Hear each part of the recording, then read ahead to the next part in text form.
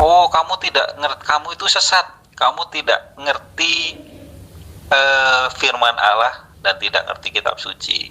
Karena nanti di surga tidak ada kawin mawin, ya. Karena manusia orang yang hidup di dalam surga itu seperti malaikat. Udah selesai kan, apanya mau dibahas? Bagaimana mungkin di surga itu tidak ada kawin mawin? Sementara Yesus di dalam Matius 19 ayat 29 menjanjikan muridnya 100 istri. Kamu bakal mencret dengan materi ini. Jangan lupa subscribe Iman Yakin Channel.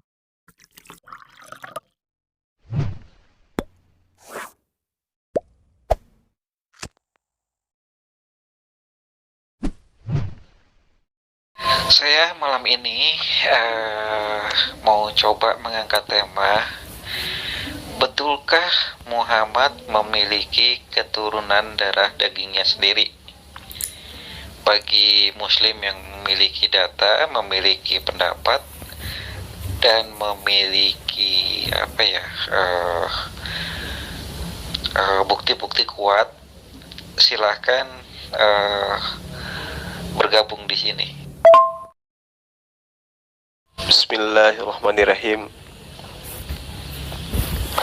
Rasulullah Muhammad SAW di dalam hadisnya mengatakan, ya ayuhan nas inni taraktu fikum ma in akhaztum bih lalu kitab Allah wa itrati ahlal bait. Situ dikatakan wahai manusia. Jadi seruannya ini bukan hanya kepada umat Islam, tetapi seruannya ini semua tertuju kepada seluruh umat manusia. Rasulullah Muhammad SAW mengatakan, sungguh kutinggalkan kepada kalian sesuatu yang jika kalian berpegang teguh dengannya, maka kalian tidak akan tersesat. Yang pertama kitabullah, dan yang kedua adalah ikhrati ahlul bait, ya, yaitu keturunan dari Rasul Muhammad SAW. Dikatakan bahwa keturunanku dan juga kitabullah.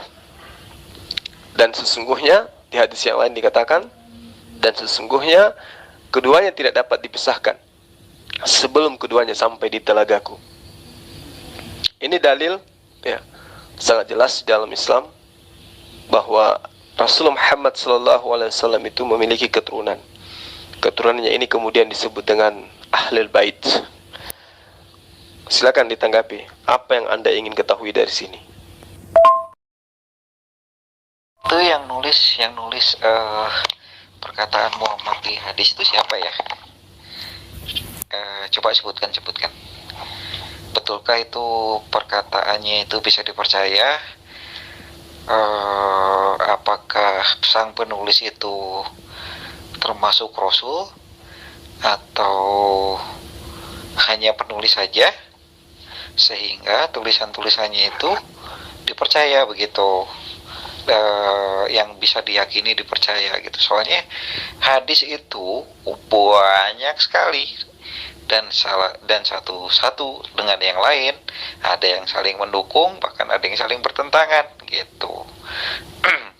Tergantung siapa yang menulis, dia dari kelompok mana, dari faksi mana, dari sekte mana, sehingga mereka punya pendapat dan versi yang masing-masing berbeda begitu ya. Sebelum saya menjawab ini, saya ingin tahu, apakah Anda memahami apa yang dimaksud dengan sanad, matan, dan perawi? Kalau pemahaman Anda sampai ke sana, ya mungkin kita akan membahas sampai ke sana. Namun yang perlu saudara pahami, ketika kita menerima sebuah hadits, maka yang perlu dipahami kemudian adalah ketika dia tidak kontradiksi dengan ayat-ayat suci Al-Quran, maka itu dapat dipastikan itu adalah hadis sahih Nah, hadis sahih itu artinya benar-benar bersumber dari Rasulullah Muhammad sallallahu alaihi wasallam.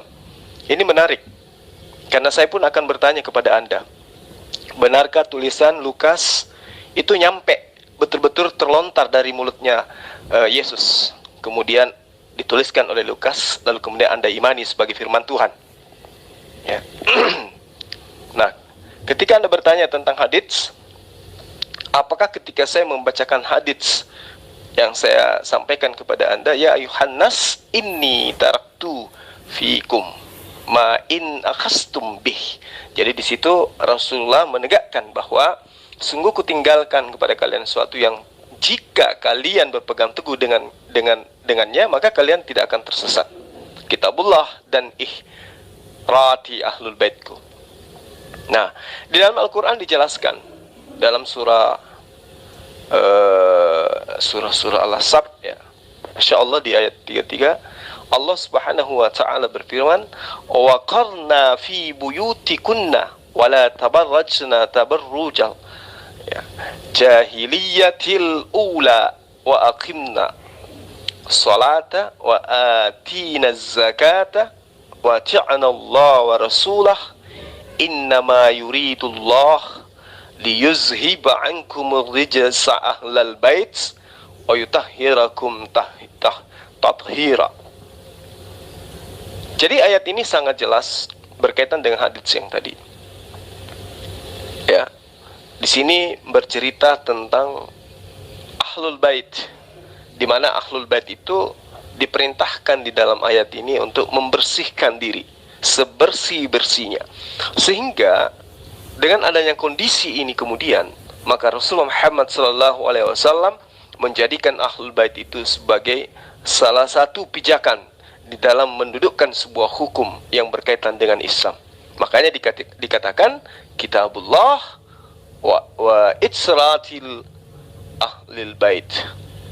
Nah, ini yang perlu saya tahu dari Anda. Apakah Anda memahami apakah Anda memahami ilmu sanad, ilmu matan, atau ilmu perawi? Kalau pemahaman Anda sampai di sana, ayo kita lanjut membahas tentang hadits. Tentu saya pun akan bertanya tentang Anda, apakah sanad, matan, dan juga perawi itu bisa didudukkan di dalam tulisan Lukas? Silakan. Jangan lupa Itu sih subscribe Iman namanya Yakin Channel. dipilih-pilih, yang menguntungkan diambil, yang nggak tidak menguntungkan disebut doif gitu ya. Situ mah udah penipuan yang sangat luar biasa yang diagung-agungkan oleh kalian gitu. Ya, itu udah jelas, itu sih nggak usah diperdebatkan, itu percuma ya. Yang dipilih-pilih gitu, yang kira-kira menguntungkan dibilang, itu hadis sahih walaupun nggak hadis sahih gitu ya.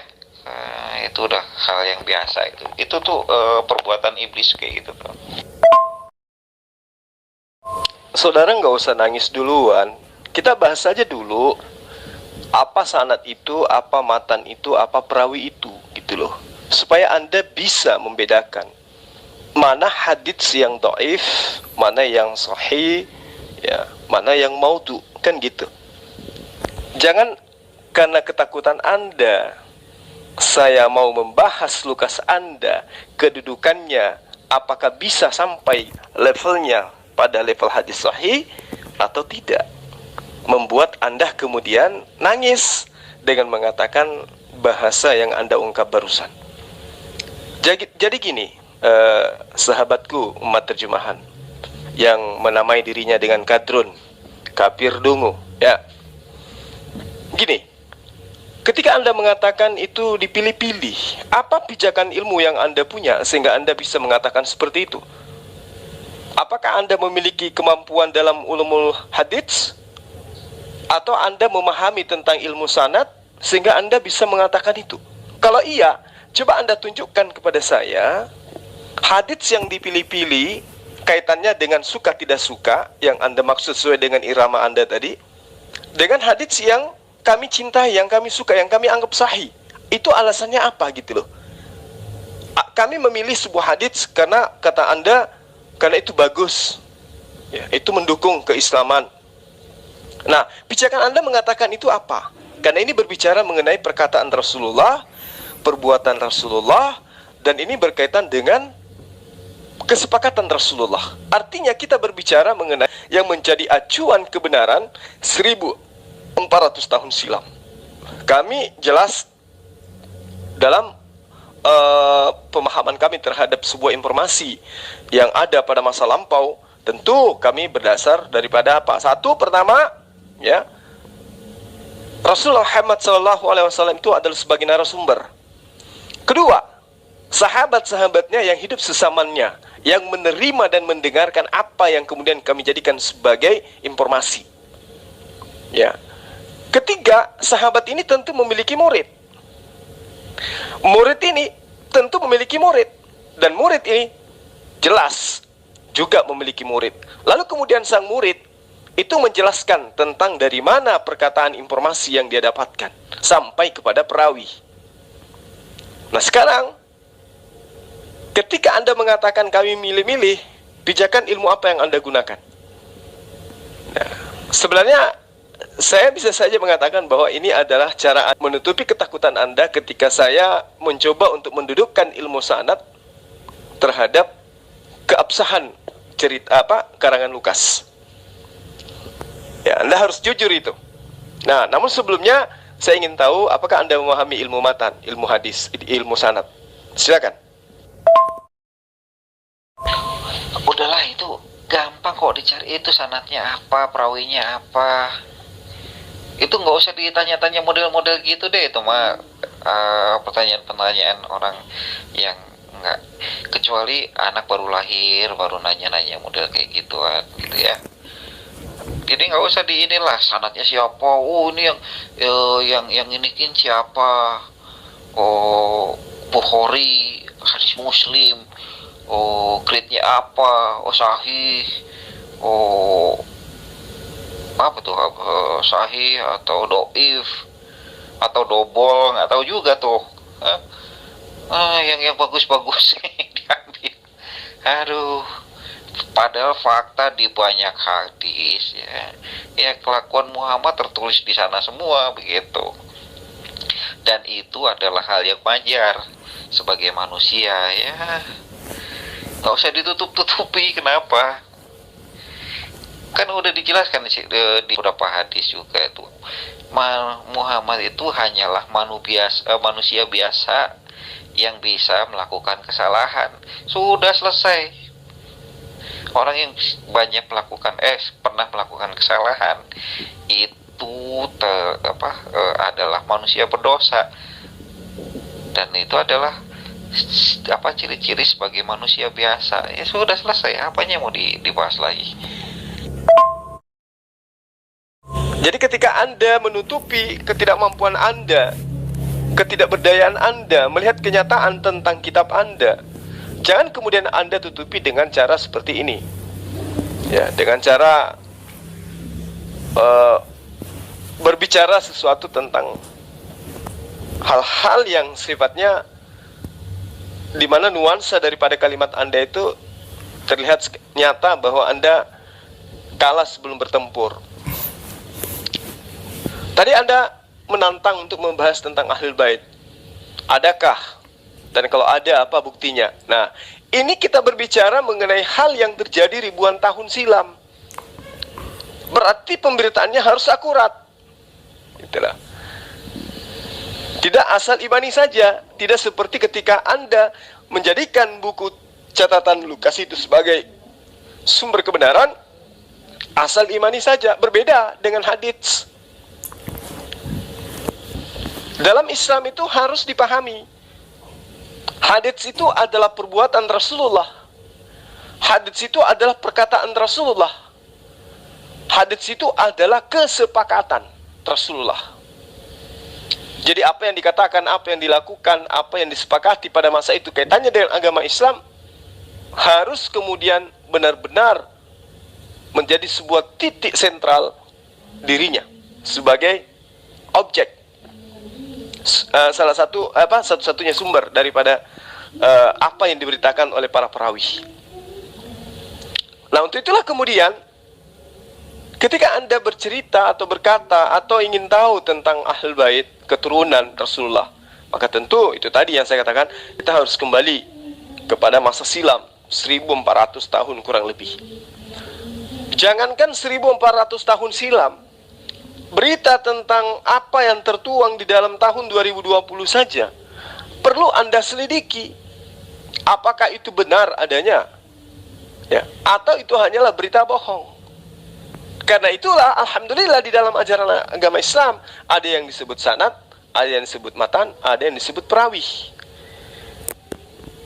Ketika Rasulullah berkata, kemudian sahabatnya mendengarkan, lalu sahabatnya menyampaikan kepada tabi'in, lalu tabi'in terputus, tidak ada penyampaian kepada tabi'ut tabi'in, tiba-tiba dirawihkan. Sementara antara perawi ini dengan para tabi'in itu jaraknya ratusan tahun.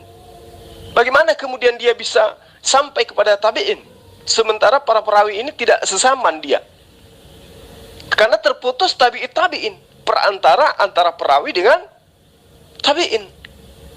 Atau tabi'innya terputus, ya, tidak ada tabi'in, sahabat langsung kepada oknum yang disebutkan namanya, di mana nama itu ternyata dia adalah tabi'it tabi'in, tabi'ut tabi'in maksud saya. Jadi sederhananya gini, saya Zulkifli, ya, bertemu dengan Anda, Kadrun. Kemudian Kadrun bertemu dengan murid Anda, ya. Kemudian murid Anda si Fulan ini bertemu lagi dengan muridnya. Taruhlah Anda Kadrun ketemu dengan si A. A punya murid namanya B. B punya murid namanya C. C punya murid namanya D. D ini kemudian bertemu dengan sang penulis, disebut dengan rawih atau perawih. Nah, ketika si A mengatakan, saya mendengarkan si Kadrun berkata, tetapi si Kadrun ini tidak pernah mengatakan, saya mendengarkan Zulkifli berkata. Nah, si Kadrun ini beda 100 tahun misalnya, atau 50 tahun dengan saya, di mana saya hidup di 2021, dia hidupnya di tahun 2200. Berarti antara dia dengan saya ada beberapa generasi. Kalau generasinya ini terputus, tidak sampai kepada Kadrun, kamu maksud saya, maka pemberitaannya itu cacat. Itulah yang disebut dengan hadis dhaif. Itu yang perlu kamu paham. Jadi di Islam itu ada sanad, ada matan, ada perawi. Paham ya? Berarti sumbernya harus akurat. Misalnya nih, diceritakan di situ ada Zulkifli. Kemudian Kadrun berkata kepada muridnya bernama si A, bahwa Zulkifli itu pernah berkata seperti ini. Nah, bagaimana caranya untuk membuktikan kebenaran daripada perkataan Kadrun ini? Tentu teman-teman Zulkifli bukan cuma Kadrun. Ada Kadrun, ada Rudi, ada MKC, ada Uti, ya. Nah, semua ini tentu akan memberitakan hal yang sama ketika benar-benar ucapan itu bersumber dari sang guru, yaitu Zulkifli. Ya, tapi kalau cuma dari Kadrun saja yang memberitakan itu, kemudian terputus antara murid si A tidak ada, loncat ke si B generasi berikutnya, terus si B ada tapi generasi berikutnya terputus, kemudian perawihnya menuliskan, maka kedudukan hadis itu adalah dhaif, bahkan bisa menjadi maudhu. Nah, itu hadis di dalam ajaran agama Islam. Makanya harus ada sanad, matan, perawi. Karena itulah makanya saya tanya, apakah Anda paham tentang kodifikasi hadis? Artinya Anda memahami tentang sanad, tentang matan, tentang perawi, pembagian-pembagiannya dan seterusnya. Apakah kemudian hadis yang disampaikan ini ya bentuknya sudah ditakwinkan atau terkodifikasi dengan baik atau bagaimana, atau dibukukan dengan baik, dalam pembukuannya kemudian dia itu tersusun dengan baik sesuai dengan sanadnya, matan dan perawinya, maka itu disebut sebagai hadis sahih, tidak diragukan. Jadi tidak ada pilih-pilih seperti tuduhan Anda, nggak ada. Jangan samakan Anda ketika konsil ini, ya, gospel yang mengajarkan tentang Yesus itu menikah, Yesus itu punya anak, Yesus itu mengabarkan datangnya sosok Rasulullah Muhammad SAW, itu ditolak. Jangan samakan itu. Itu baru dikatakan pilih-pilih. Tulisan-tulisan kitab yang sesuai dengan ajaran pagan itu diterima. Itu jangan Anda samakan dengan hadits. Tidak sama seperti itu. Nah, saya sudah menjelaskan tentang hadits. Sekarang coba Anda jelaskan kepada saya bagaimana ceritanya Lukas bisa tahu informasi tentang Yesus. Siapa yang menceritakan ke Lukas?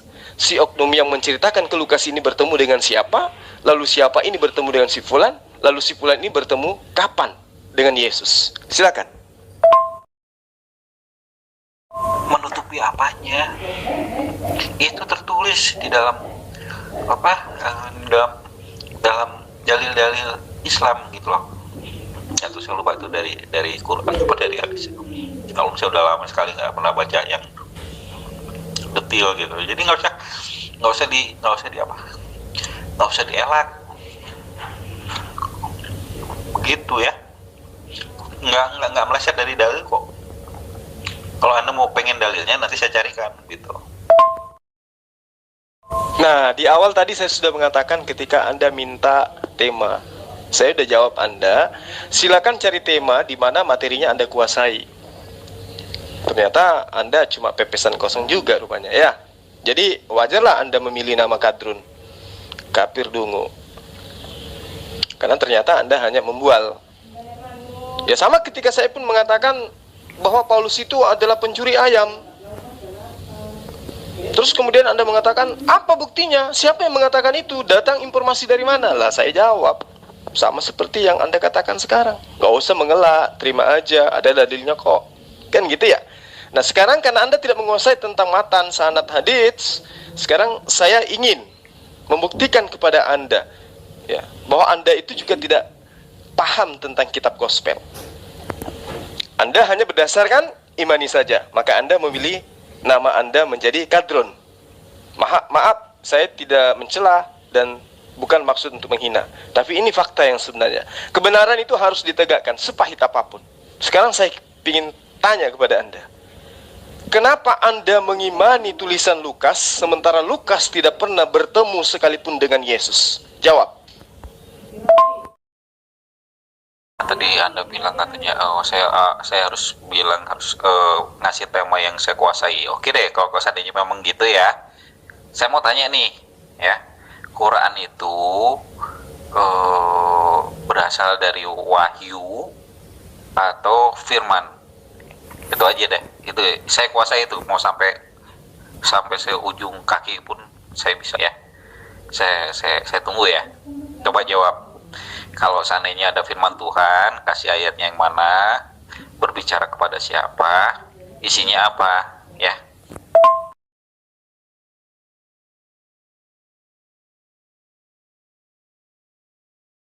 Oke, secara tidak langsung Anda sudah mengakui bahwa Anda tidak menguasai materi yang tadi. Baik, Anda menguasai tentang apa yang Anda pertanyakan, wahyu dan juga firman. Saya ingin tahu, sebelum saya menghabiskan waktu terlalu banyak ya, air liur yang terlalu banyak, saya menjelaskan bermenit-menit, ternyata Anda rupanya buta juga rupanya. Saya ingin uji dulu, apa firman dan apa wahyu menurut Anda? Silakan. Bukan tidak menguasai, Anda itu ngomongnya apa ya, temanya apa. Jadi Anda juga tidak bilang tuh harus yang dikuasai yang mana. Kata siapa nggak bisa menguasai? Mau diteruskan coba temanya ulang dari awal ya. Yang mau saya bahas yang dibahas tadi apa? Masalahnya sih juga di sini nggak cuma ngomong di satu grup. Saya ngomong di 4 grup gitu ya. Saya kan meladeni banyak orang juga. Kalau Anda pengen saya ladeni satu ya silakan. Nanti saya lepas dulu yang 4 grup yang lainnya begitu ya. Nanti kita baru fokus ya. Oh kebetulan, ini juga saya lagi VN dengan Anda sambil berenang. Ya, berenang terus tangan saya yang kiri lagi main badminton sama teman. Jadi santai aja. Anda kan bertanya, apakah Al-Quran itu adalah wahyu atau Al-Quran itu adalah firman? Nah, ini saya curiga nih, jangan sampai Anda nggak ngerti apa itu wahyu, apa itu firman. Karena itulah kemudian, sebelum saya menjelaskan apakah Al-Quran itu wahyu, apakah Al-Quran itu firman, saya ingin tahu dulu, dan ini punya ilmu apa gitu loh. Apa definisi wahyu menurut Anda, dan apa definisi firman menurut Anda? Itu Anda jelaskan dulu, jangan sampai seperti kejadian tadi barusan.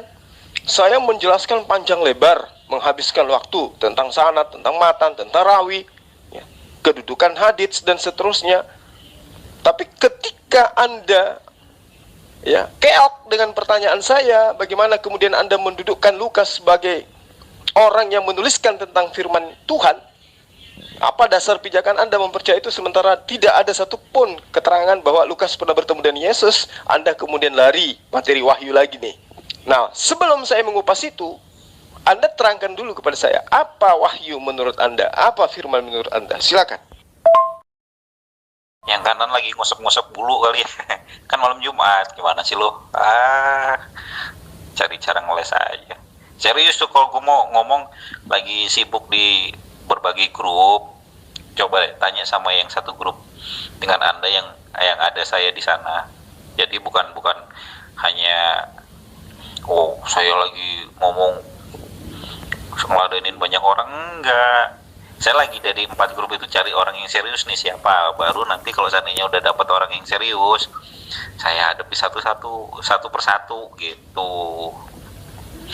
Face to face, satu lawan satu begitu. Itu untuk seriusnya. Nah, yang selama ini cuma sana ditanggepin, sono ditanggepin, bercanda bercindi kan nggak ini ya. Mendingan ya saya ikut grup yang banyak begitu.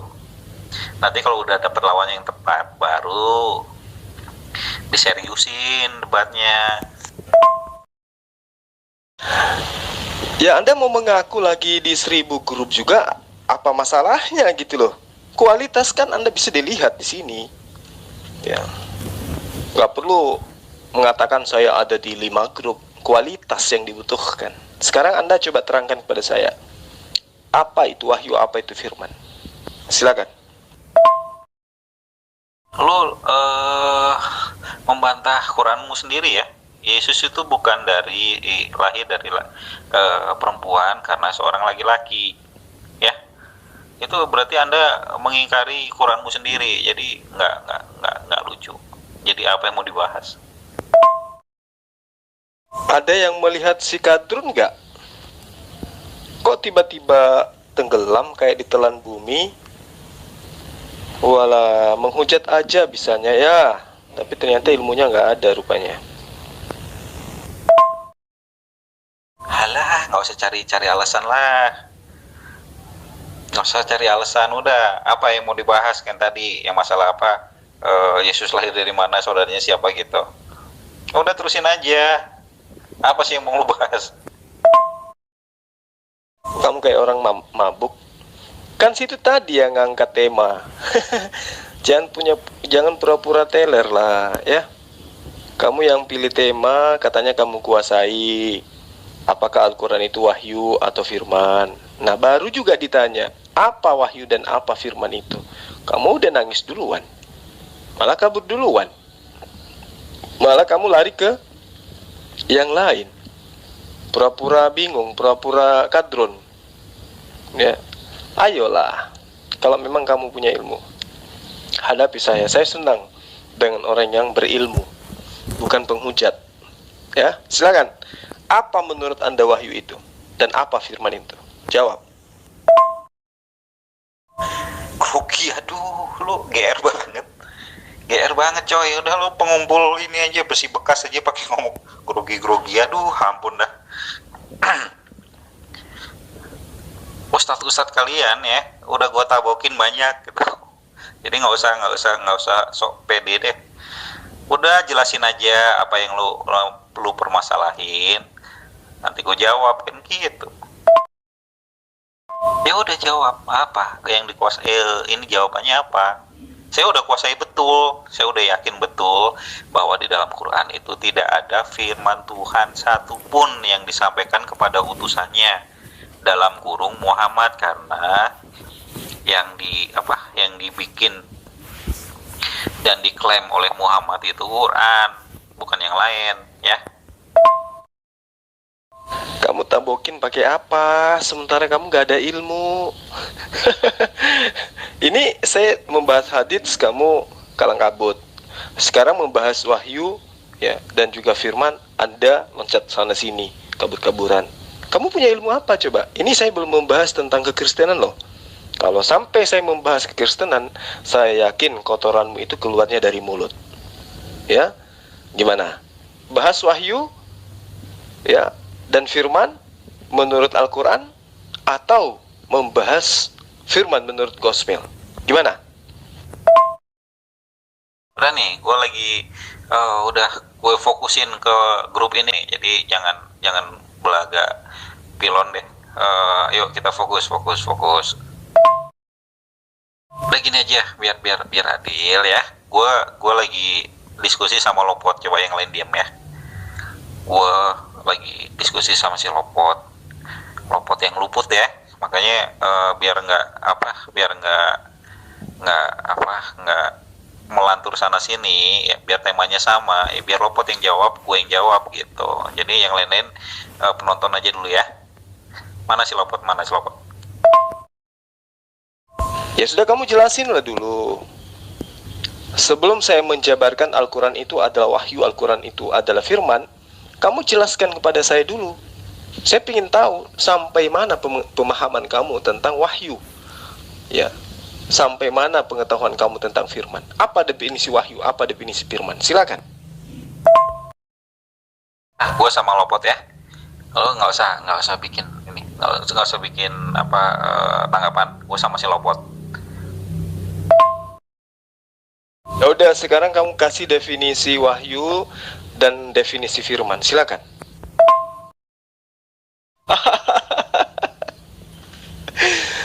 Aduh, ternyata bocor halus. Oh, kamu itu sesat. Kamu tidak ngerti firman Allah dan tidak ngerti kitab suci. Karena nanti di surga tidak ada kawin mawin ya. Karena manusia orang yang hidup di dalam surga itu seperti malaikat. Udah selesai kan, apanya mau dibahas? Gue fokus sama Lopot ya, Lopot yang luput ya. Jadi nggak tahu tuh Zuma yang mana, pokoknya di situ tertulis Lopot ya, Lopot yang gue tanggepin. Gue nggak tahu siapa itu orangnya. Yang penting di nomor itu tertulis Lopotnya, itu aja yang gue simak.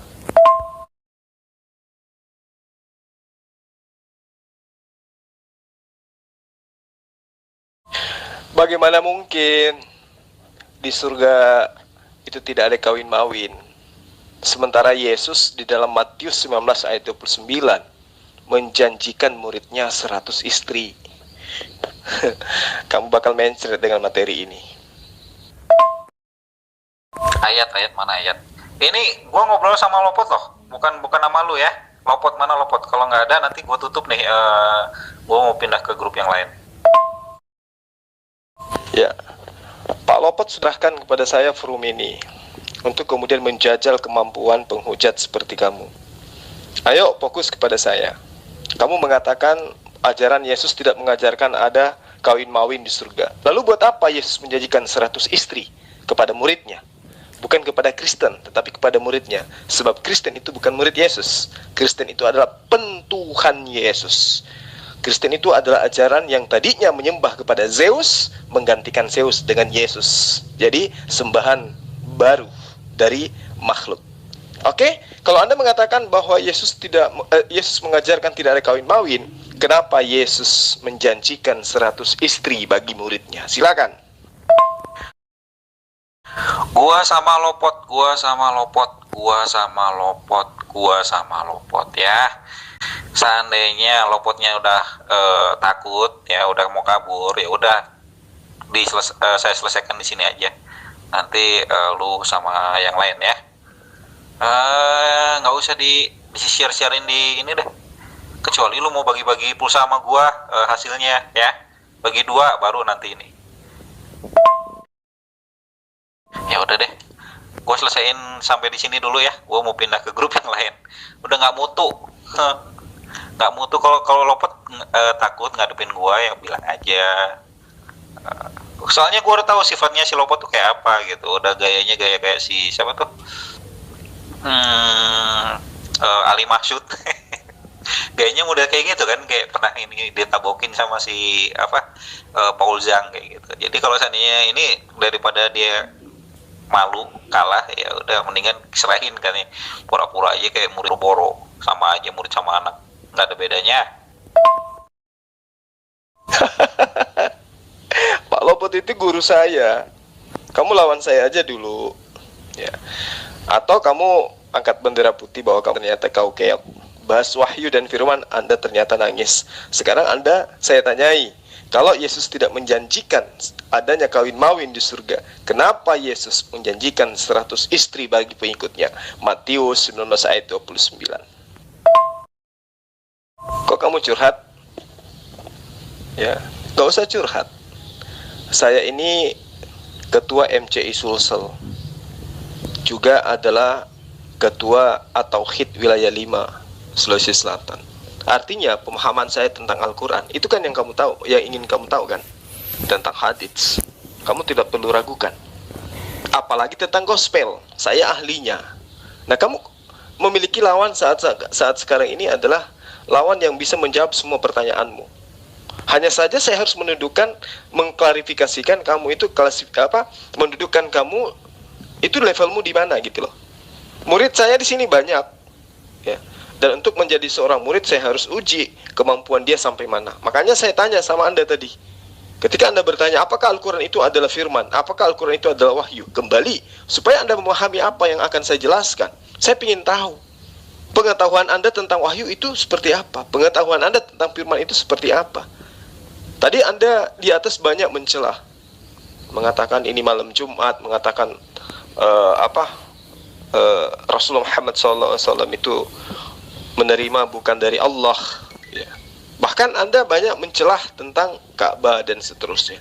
Karena itulah kemudian saya ingin tahu, memang Anda ini penghujat atau memang ada isinya gitu loh. Jadi Anda nggak usah kabur, nggak usah takut, nggak usah lari, ya. Adapun saya menerangkan siapa saya itu bukan karena ria atau sombong, supaya Anda yakin bahwa Anda berdebat dengan orang yang tepat. Silakan, saya ingin tahu dari Anda, apa itu wahyu menurut Anda, apa itu firman menurut Anda. Monggo. Secepat itu kamu nangis, kawan. Ya udahlah, kalau memang kamu nggak ada kesanggupan untuk berdiskusi dengan saya, ya saya maklum. Ya, silakan Anda kabur karena sudah ketahuan level Anda hanya penghujat. Tapi mohon maaf ya, saya harus jelaskan kepada kamu bahwa nama kamu itu tepat sekali dengan dirimu, Kadrun, kafir dungu, ya. Karena itulah saya mengatakan, kalau tidak mau dikatakan Kadrun, belajar, pahami ajaran Yesus itu dengan benar, ya. Jangan pernah membawa-bawa ajaran Islam padahal Anda tidak tahu apa-apa tentang Islam. Oke, saudara Kadrun, thank you.